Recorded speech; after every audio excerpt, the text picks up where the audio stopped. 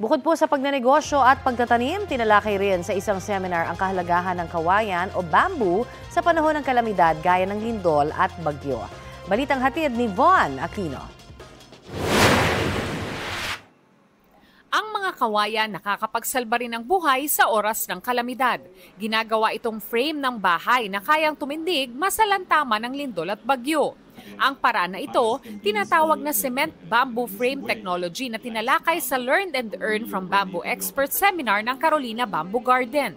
Ang Base Bahay Foundation na nagtuturo at nagsasaliksik kaugnay sa teknolohiyang ito, gumawa ng 3 test houses sa Albay, Bicol na sinalanta ng bagyong Glenda noong 2014. Ang resulta, nakatayo pa rin ang 3 test houses habang ang mga katabing kubo natumba dahil sa bagyo. Ang Bahareke technology na gumagamit din ng kawayan sa mga bahay, subok na matibay ng lumindol sa Colombia noong 1999. We covered the entire house, so that's why the house in the exterior looks like a concrete house. The secret of that durability is because bamboo was never exposed to UV radiation, rain, and humidity from the exterior. Iba ang nature ng bamboo eh. Talagang natural ang dating noon. And this is Filipino, kaya yan ang ating ginagawa. At saka mura.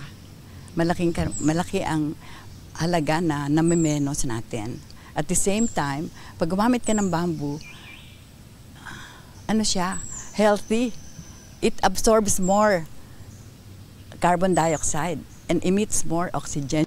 Para makapagsimula sa pagtatanim ng kawayan, ang mga participant tinuruan ng DENR Ecosystems Research and Development Bureau ng bamboo propagation, plantation, development at management. When you cut your branch, dapat yung cut mo ay very close sa mismong puno. Lagyan ng 1/3 soil, lagyan ng mycorrhiza, and then ilagay yung branch. Ganon din, dito rin ang dilig, ibabaw. Tinalakay rin ng DOST ang pamamaraan ng paggawa ng uling mula sa kawayan na pwedeng pagkakitaan. Ipinaliwanag din ang High Value Crops Financing Program para sa mga gustong magsimula ng negosyo sa kawayan. Von Aquino nagbabalita para sa GMA Integrated News.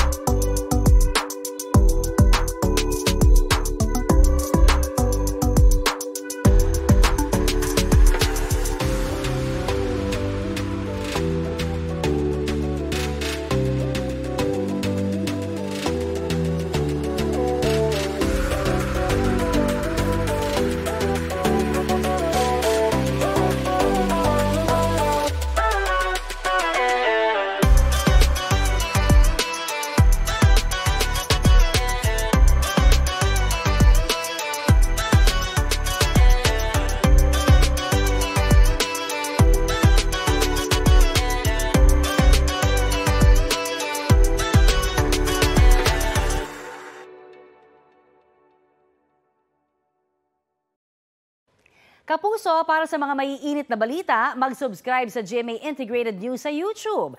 Sa mga kapuso naman abroad, subaybayan nyo kami sa GMA Pinoy TV at sa www.gmanews.tv.